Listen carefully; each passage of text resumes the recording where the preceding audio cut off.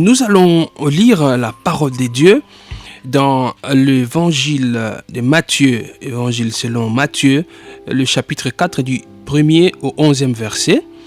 Mais notez aussi Genèse chapitre 3 du 1er au 13e verset, ce sont là nos principaux textes. Mais nous lisons d'abord Matthieu chapitre 4 du 1er au 11e verset, je lis au nom de Jésus.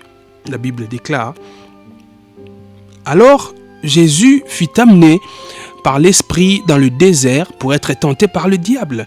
Après avoir jeûné 40 jours et 40 nuits, il eut faim. Le tentateur s'étant approché lui dit: Si tu es fils de Dieu, ordonne que ces pierres deviennent des pains. Jésus répondit: Il est écrit, l'homme ne vivra pas de pain seulement, mais de toute parole qui sort de la bouche de Dieu. Le diable le transporta dans la ville sainte, le plaça sur le haut du temple et lui dit: Si tu es fils de Dieu, jette-toi en bas, car il est écrit, il donnera des ordres à ses anges à ton sujet et ils te porteront sur les mains, de peur que ton pied ne heurte contre une pierre. Jésus lui dit: Il est aussi écrit, tu ne tenteras point le Seigneur ton Dieu. Verset 8. Le diable le transporta encore sur une montagne très élevée, lui montra tous les royaumes du monde et leur gloire, et lui dit: Je te donnerai toutes ces choses si tu te prosternes et m'adores. Verset 10. Jésus lui dit: Retire-toi, Satan, car il est écrit, tu adoreras le Seigneur ton Dieu et tu le serviras lui seul. Alors le diable le laissa, et voici des anges vinrent auprès de Jésus et le servaient. Adam, Jésus, tentation similaire, résultat différent. Tentation similaire, résultat différent. Nous avons introduit ces messages la dernière fois en disant que le grand objectif du diable, c'est de vous séparer avec Dieu.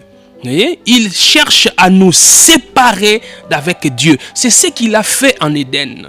Il a séduit nos premiers parents afin de les séparer avec Dieu. C'est ça son objectif. C'est pourquoi à chaque fois que tu es tenté, à chaque fois que tu es poussé à donner une réponse à des sollicitations de la chair ou du diable, tu dois toujours avoir ceci en tête.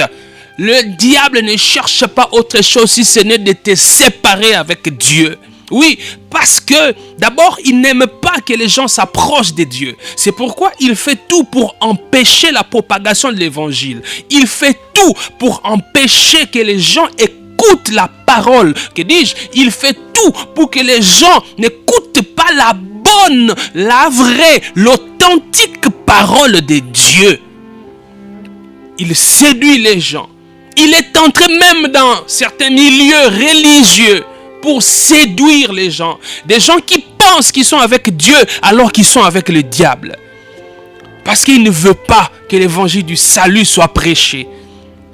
Il ne voudrait pas être seul en enfer. Parce que le diable, sa finalité, c'est l'enfer. Et il y sera avec tous ceux qui refusent Jésus-Christ. C'est pourquoi tout ce qu'il fait cherche à vous séparer d'avec Dieu. Il faut faire très attention aux sollicitations du diable. C'est ça son objectif. Et ici, quand il est venu tenter notre maître, notre Seigneur Jésus-Christ, il l'a fait en 3 phases. On parle de la tentation, mais en réalité, on devrait dire les tentations, parce que il y en a qui pensent que nous devons dire 3 tentations, parce qu'il a tenté en 3 phases. Et c'est ce que nous allons commencer à étudier aujourd'hui. Ces 3 sortes ou ces 3 phases dans la tentation que Satan est venu exercer vis-à-vis de notre Seigneur et Sauveur Jésus-Christ. D'abord, quand vous lisez Matthieu, le chapitre 4 ici, quand vous partez du 1er au 4e verset, vous voyez Satan en train de tenter Jésus dans la sphère du naturel. La sphère du naturel. Premièrement, ce que nous devons retenir de cette première tentation, c'est qu'il cherche à avoir notre maître, à le séduire, à le tenter dans la sphère du naturel. C'est-à-dire dans les appétits naturels. Ce qui est normal pour tout être humain. Parce que n'oubliez pas que notre Seigneur Jésus-Christ, il était et il est 100% Dieu, 100% homme. Il ne pouvait pas nous sauver en ne restant que Dieu. Lui qui est Dieu depuis l'éternité, lui qui a tout créé, lui qui n'a ni commencement ni fin. Mais il est arrivé un jour où il a décidé dans son amour souverain vis-à-vis de nous de revêtir la chair, c'est-à-dire d'entrer dans les limitations des êtres humains. Limitation, ça veut dire qu'en ayant la chair, il ne pouvait pas faire certaines choses parce qu'il s'est mis dans la chair. C'est pourquoi il pouvait avoir faim, comme vous et moi. C'est pourquoi même Hébreu dit, il a été tenté comme nous, parce qu'il avait revêtu la chair. Et j'ouvre une parenthèse pour dire que une des choses que Satan cherche à distiller même dans certaines religions, c'est de faire croire aux gens que Jésus n'était pas homme. Il n'était que Dieu. Non, c'est faux de dire que Jésus, il n'était que Dieu. Non. Il était Dieu, il est Dieu, mais il était aussi homme. Et même maintenant, quand il est monté avec sa chair glorifiée. Parce qu'il devait s'offrir. Il devait faire ce que nous, on a été incapables de faire. Alors, il ne pouvait pas faire pour Dieu ce que nous, on a été incapables de faire en restant Dieu seulement. Il devait revêtir la chair, être comme nous. C'est pourquoi il te comprend. Jésus, il te comprend. Il sait quand tu as faim. Il sait quand les désirs de la chair se lèvent. Il sait quand tu as mal. Il sait quand tu n'as pas d'argent, comment tu sens. Il sait quand tu n'as pas les moyens de transport, ce que ça fait. Il le sait. Il a vécu dans la chair. Mais la Bible dit comme il a vécu dans la chair, c'est pourquoi il est capable aussi de nous secourir. Il nous comprend. Il nous comprend. Et il nous donne la force de surmonter la tentation. Il a dit, aucune tentation ne vous est survenue qui ne soit surhumaine. C'est-à-dire que Dieu te donne le pouvoir, la capacité de surmonter toutes sortes de tentations. Donc le diable commence à tenter Jésus dans la sphère naturelle, dans la sphère de la chair. Jésus a jeûné et il a eu faim. Avoir faim, après avoir passé plusieurs jours sans manger, c'est normal. On peut avoir faim. Ça arrive à tout être humain. Mais seulement, vous voyez que le diable, il a profité de cette faiblesse, entre guillemets, liée à la chair, pour chercher à tenter Jésus par ses besoins naturels. Combien de fois le diable ne cherche-t-il pas à nous avoir juste parce que nous cherchons à satisfaire les désirs, les besoins de la chair légitimes, ils le sont. Le besoin de manger, c'est normal. Le besoin de se vêtir, c'est normal. De boire, c'est normal. De se déplacer, c'est normal. Mais faites attention, mes frères. Quand Dieu vous fait passer par une situation telle que vous devez endurer une épreuve, telle que vous devez endurer un peu de souffrance, liée à la chair, liée au désir, aux besoins de la chair, le diable, il en profite pour chercher à séduire. Combien ne sont-ils pas tombés juste pour avoir à manger? Combien ne sont-ils pas tombés juste pour avoir de l'argent?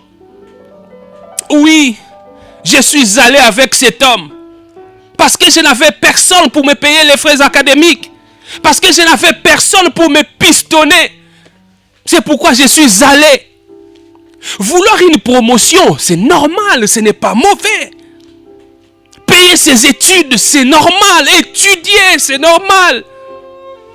Mais seulement il faut faire attention par quels moyens vous obtenez la satisfaction à ces besoins normaux. Est-ce que vous l'obtenez par la volonté de Dieu ou c'est le diable qui vous donne ce que vous cherchez? Alléluia. Le besoin naturel. Jésus a eu besoin de manger et le diable en a profité. Mais est-ce que vous ne vous êtes jamais posé la question, pourquoi Jésus a finalement refusé de transformer cette pierre en pain? Lui qui est Dieu, n'avait-il pas le pouvoir de transformer cette pierre en pain? Oui, Jésus était capable. Il avait le pouvoir de transformer cette pierre en pain. D'ailleurs, plus tard, vous allez voir qu'aux noces de Cana, il avait transformé l'eau en vin.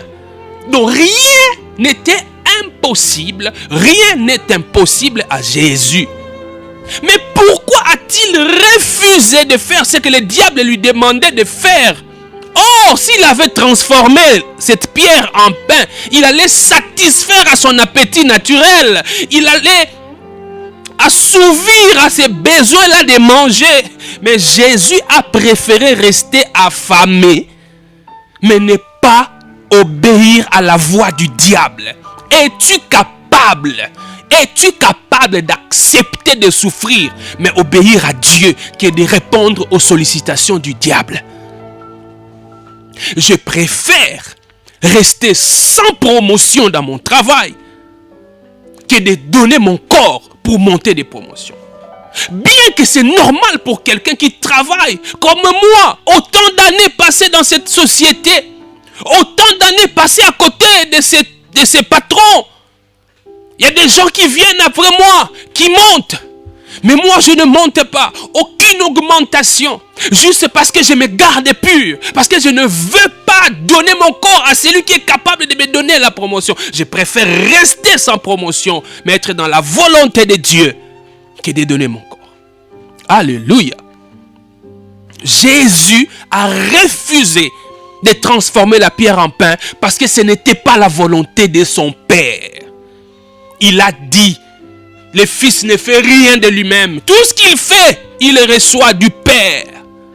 C'est-à-dire, il ne fait que la volonté du Père. C'est-à-dire, même si en ce moment-là, le Fils avait besoin de manger parce qu'il avait faim, mais parce que l'idée de transformer la pierre en pain venait du diable, voulant pousser Jésus à travailler dans l'indépendance vis-à-vis de son Père. C'est pourquoi Jésus a refusé. Satisfaire à des appétits naturels, satisfaire à nos besoins normaux, naturels, mais les faire de manière indépendante de Dieu, c'est un péché. Alléluia. Nous, enfants de Dieu, même quand nous cherchons la satisfaction à nos besoins naturels, nous le faisons dans la volonté de Dieu.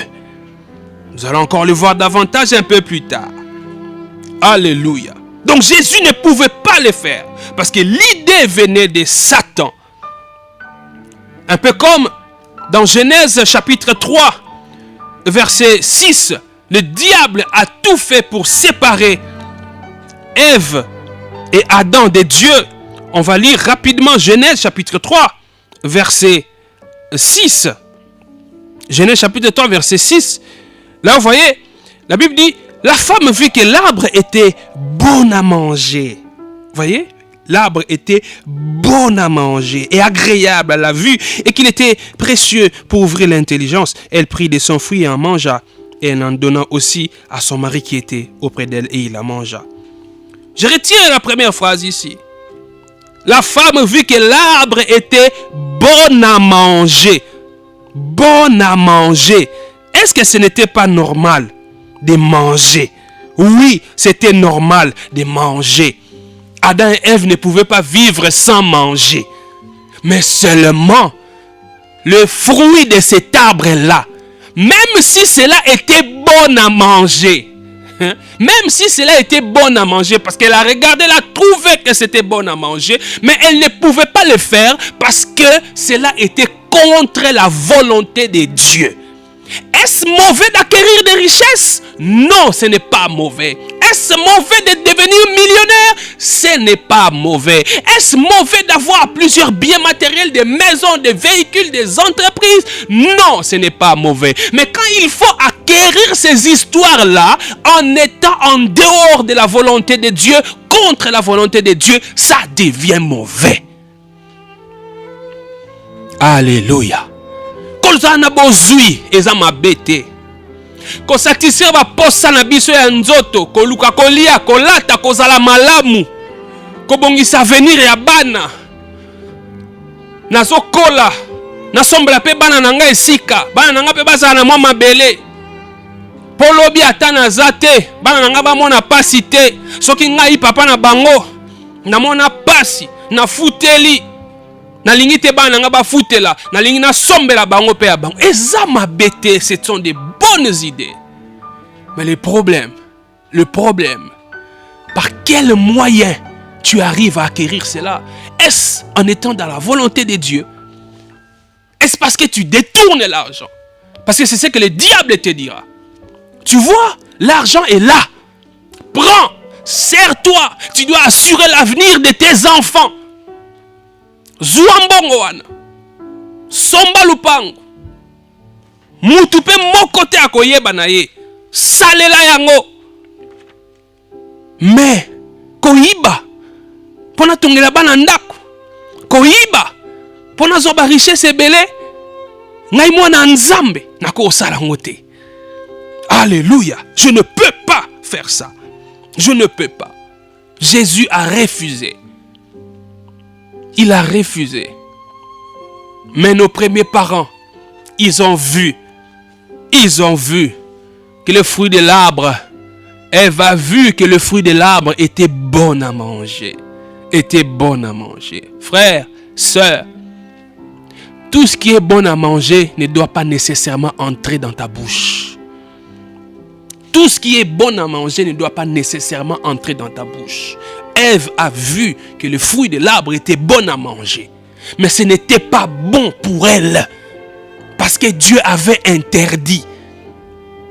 Tout ce qui brille, tout ce qui attire, ne doit pas faire forcément l'objet de ta quête comme enfant de Dieu.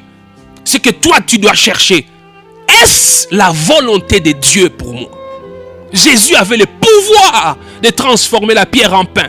Mais comme ce n'était pas la volonté de son père en ces moments-là, son père voulait qu'il soit affamé en ces moments-là. Oui, parce que la Bible dit au premier verset que c'est l'Esprit qui a envoyé Jésus dans le désert pour être tenté. Voyez? Donc, pendant ces temps-là, Jésus n'allait pas rester affamé toute sa vie sur terre. Mais pendant ces temps-là, la volonté de son père était qu'il reste comme ça, qu'il n'obéisse pas au diable. C'est pourquoi il a refusé d'exercer son pouvoir pour prouver à Satan qu'il était enfant de Dieu. D'ailleurs, quand le diable dit « Si tu es enfant de Dieu », en fait, ça ne veut pas dire que le diable doutait. Il ne doutait pas du fait que Jésus soit enfant de Dieu. Il le savait très bien que Jésus était l'enfant de Dieu. Il le savait que Jésus était le fils de Dieu, pardon. Mais quand il dit « Si tu es vraiment fils de Dieu », en fait, il n'exprime pas un doute. Il veut dire, en réalité, puisque tu es fils de Dieu, puisque tu disposes des pouvoirs de Dieu, alors fais ça pour satisfaire à ton besoin de manger. Vous voyez? C'est ce qu'il voulait dire. Puisque tu as le pouvoir de le faire, puisque c'est toi le chef, voyez, puisque c'est toi qui décides, puisque c'est toi qui affecte l'argent, c'est toi qui as la décision. Donc, tu peux disposer de cet argent comme tu veux. C'est toi qui affectes. Tu peux affecter moins de l'autre côté, mais plus chez toi. De toute façon, personne n'en saura rien, puisque le chef, c'est toi. C'est toi qui décides. Voyez comment le diable cherche à nous séduire pour nous pousser à travailler dans l'indépendance vis-à-vis de Dieu. Il nous pousse à poser des actes qui vont attirer la colère de Dieu sur nous. Parce qu'en fait, ce que le diable veut que tu fasses là, il veut que cela soit fait, mais lui, il ne peut pas faire ça. Lui, il est déjà séparé de Dieu. Il est déjà condamné. Alors, il veut te pousser toi à poser des actes mauvais, des actes contre la volonté de Dieu pour que tu te sépares de Dieu. Voyez, Adam et Ève n'ont-ils pas accusé le diable? Quand Adam, Dieu lui pose la question, il dit, Kamunuko, Ezangate, ce n'est pas moi, oh Dieu, c'est la femme que tu m'as donnée. Et la femme dit quoi?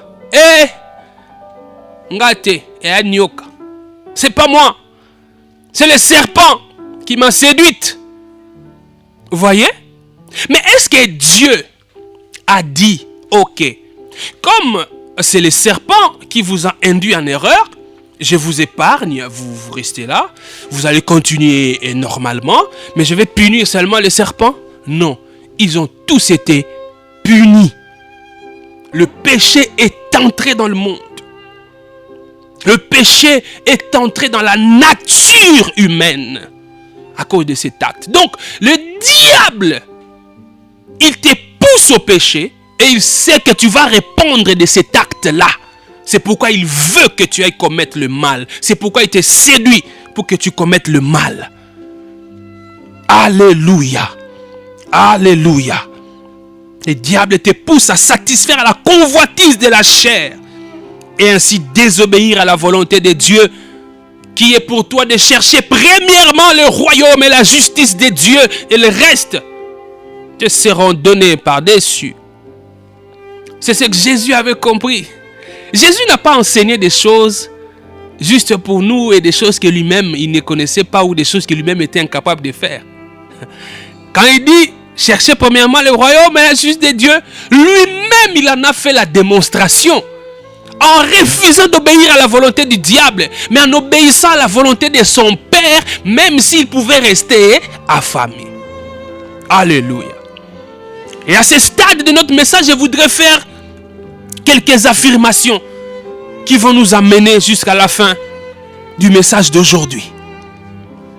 Je vais faire quelques affirmations, quelques déclarations. Premièrement, sachez que pour tout vrai enfant de Dieu, la vie spirituelle est plus importante que la vie physique. Pour un enfant de Dieu authentique, né de nouveau, la vie spirituelle est plus importante que la vie physique. Je ne dis pas que la vie physique n'est pas importante, mais la vie spirituelle est plus importante que la vie physique. C'est pourquoi Jésus, en répondant au diable, il a dit, il est écrit que l'homme ne vivra pas de pain seulement. L'homme ne vivra pas de pain seulement. C'est-à-dire, l'homme ne vivra pas que de ce qui est physique, physiologique. Mais il dit, de toute parole qui sort de la bouche de Dieu, le spirituel. Quelle place le spirituel a dans ta vie? Qu'est-ce que tu priorises? Est-ce que tu priorises la satisfaction charnelle au lieu de prioriser la satisfaction spirituelle? Pour tout vrai enfant de Dieu, la vie spirituelle est plus importante que la vie physique. Cela veut dire quoi? Un enfant de Dieu, c'est celui-là qui est capable d'accepter de perdre la vie physique, mais gagner la vie spirituelle. Ça peut être dur, mais laissez-moi vous parler de l'évangile. Un enfant de Dieu, pour plaire à Dieu, s'il faut perdre sa vie physique, un enfant de Dieu va préférer mourir plutôt que de faire la volonté du diable en s'éloignant de la volonté de son Père. Un enfant de Dieu, c'est celui qui est tenu de toujours faire la volonté de son Père, quelles qu'en soient les conséquences sur le plan physique. Si je dois perdre mon boulot parce que je refuse de comploter, si je dois perdre mon boulot parce que je refuse de voler, si je dois perdre mon boulot parce que je refuse de cautionner les bêtises de mon chef, j'accepte de perdre mon boulot, mais j'aurai la paix parce que ma vie spirituelle est garantie. Alléluia. Car le Dieu que je sers, même si je perds ce boulot aujourd'hui, parce que j'accepte de faire la volonté de Dieu, il pourra me trouver un autre boulot. Et même s'il ne me trouve pas un autre boulot, je ne l'abandonnerai pas, je resterai toujours avec Dieu. Alléluia. Alléluia. C'est pourquoi Hébreux, lisons ces passages qui me bouleversent à chaque fois que je lis ces passages. Hébreux, chapitre 11. Je veux qu'on lise du 13e au 16e verset. Hébreux 11, 13 à 16. La Bible dit, c'est dans la foi, écoutez bien, c'est dans la foi qu'ils sont tous morts, sans avoir obtenu les choses promises. Mais ils les ont vus et salués de loin, reconnaissant qu'ils étaient étrangers et voyageurs sur la terre. Reconnaissant qu'ils étaient étrangers et voyageurs sur la terre. C'est-à-dire que leur priorité, ce n'était pas les désirs d'ici-bas. Verset 14. Ceux qui parlent ainsi montrent qu'ils cherchent une patrie. S'ils avaient eu en vue celle d'où ils étaient sortis, ils auraient eu le temps d'y retourner. 16. Mais maintenant, ils en désirent une meilleure, c'est-à-dire une céleste. C'est pourquoi Dieu n'a pas honte d'être appelé leur Dieu, car il leur a préparé une cité. Dieu n'a pas honte d'être appelé leur Dieu. Bien-aimés, des choses promises. La Bible dit, ils sont morts sans avoir obtenu les choses promises. Pourquoi? Parce qu'ils avaient en vue quelque chose de plus grand. Frère, si toi, tu ne vis que pour le bien de ce monde, si tu ne vis que pour les bénédictions matérielles, tu risques de mal finir. Parce qu'il y a des gens qui viendront te dire qu'ils ont obtenu ce que toi, tu cherches à obtenir en venant à l'église. Toi qui ne viens à l'église que pour obtenir le matériel. Toi qui ne vas prier que pour les bénédictions matérielles. Un païen te dira, j'ai plus que ce que toi tu cherches, mais je ne viens pas dans ton église là. Alléluia. La vie d'un enfant de Dieu, un vrai enfant de Dieu, c'est celui-là qui priorise non pas la vie physique, mais la vie spirituelle. Ils sont morts, ils ont salué de loin les promesses de Dieu. Et quand vous lisez dans Matthieu, chapitre 10, lisez du 23e au 28e verset, Matthieu, chapitre 10, 23 à 28. Vous allez voir Jésus en train de dire aux disciples, n'ayez pas peur de celui qui ne peut tuer que le corps. Ayez plutôt peur de celui qui peut tuer le corps et l'âme. Seul Dieu a le pouvoir de tuer le corps et l'âme. Le diable et les sorciers, tous ces mondes-là, ils n'ont pas le pouvoir de tuer l'âme. C'est pourquoi Jésus veut nous faire comprendre que nous devons rester attachés à Dieu, quel qu'en soit le prix. Rester attaché à Dieu, quel qu'en soit le prix. Même si je suis menacé de mort. Même si je suis menacé de mort à cause de Jésus. Si vous voulez me tuer, tuez-moi. Mais je reste dans la bergerie de Jésus-Christ. Alléluia. Ton corps peut être menacé de plusieurs manières. Oui, menacé par la faim, menacé par le manque. Combien de gens aujourd'hui sont dans des situations de précarité, non pas parce qu'ils ont péché contre Dieu, non. C'est pas tout le monde qui vit dans la précarité ou qui connaît la souffrance que c'est la conséquence du péché, non. Il y a des gens qui sont dans la souffrance parce qu'ils ont accepté d'obéir à Dieu. Il y a des gens qui aujourd'hui, hier, vous les voyez, ils roulaient carrosse, mais aujourd'hui, il est obligé de se disputer les taxibus. Ce n'est pas parce qu'il avait volé, ce n'est pas parce qu'il avait fait quelque chose de mal, mais c'est juste peut-être parce qu'il avait refusé d'obéir à Satan, voulant rester dans la volonté de Dieu. Parce que je n'ai plus voulu de ce boulot-là. C'est un boulot qui m'amène au péché. Je n'ai plus voulu continuer avec cette relation-là. Oui, cet homme-là me procurait du bien. Oui, cet homme-là, c'est lui qui me prenait en charge. Oui, quand vous me voyez là, j'avais toujours sur ma tête toute espèce de cabello. J'étais toujours à la page. Une voiture qui sort au Japon aujourd'hui, après un mois. Moi, je l'ai à Kinshasa. J'étais bien.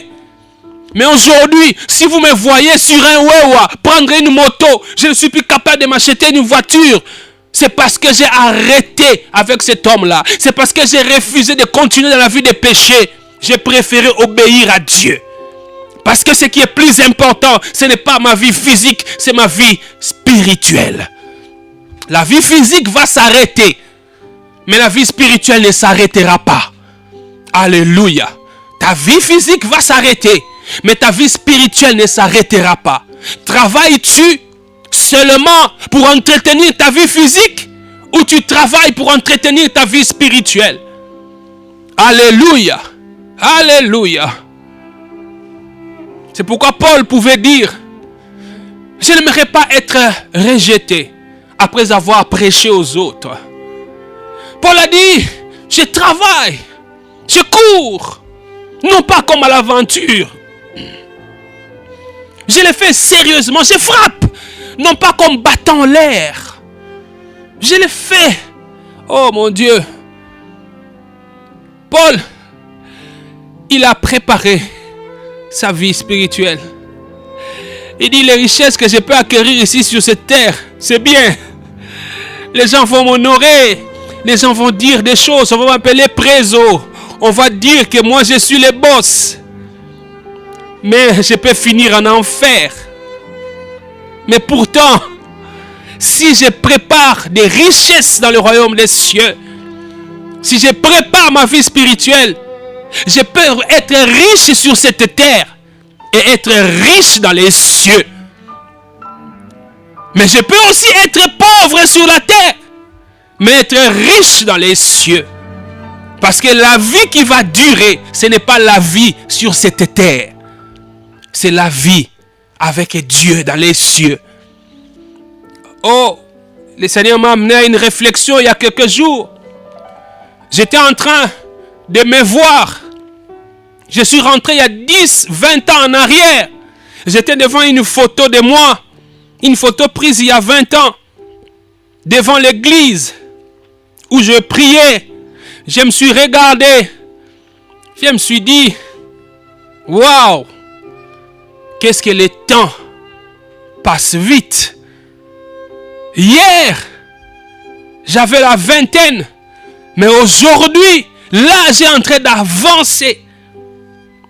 Demain, c'est 40 ans. Demain, c'est 50 ans. Demain, c'est 60, 70 ans, 70 ans, 80 ans, 90. Demain, c'est la mort. Et c'est fini. Tous ces biens, je vais les laisser. Tout ce que j'ai acquis sur cette terre, ça va rester. Mais là où je vais aller, vivrai-je avec le Seigneur ou vivrai-je en enfer, Bien-aimé dans le Seigneur, retenez pour cette première affirmation. Pour tout vrai enfant de Dieu, la vie spirituelle est plus importante que la vie physique. Plaire à Dieu avant tout. Oui, plaire à Dieu avant tout. Même s'il faut être affamé, plaire à Dieu, il faut plaire à Dieu. Oui, Jésus a résisté. Et à la fin, la Bible dit, les anges sont venus le servir. C'est-à-dire que le secours n'est pas venu du diable ni du monde, mais de Dieu. Bien-aimé dans le Seigneur, toi qui souffres, parce que tu as accepté d'obéir à la volonté de Dieu, je t'annonce que le secours va venir de Dieu. Ton secours va venir de Dieu. Toi qui souffres parce que tu veux rester dans sa volonté, le secours est en train de venir. Le secours est en train de venir. Alléluia. Prions le Seigneur. Père, merci pour ta parole. Merci de nous donner la force d'obéir à ta parole. Oui, nous avons besoin de manger. Nous avons besoin de richesses. Nous avons besoin d'argent. Nous avons besoin de réaliser nos projets sur cette terre. Mais Seigneur, comme tes enfants, nous les faisons dans la totale dépendance vis-à-vis de toi. Pas dans l'indépendance, comme le diable veut nous pousser. Merci de nous garder fidèles à toi, par le Saint-Esprit, au nom de Jésus-Christ. Amen. Amen, amen.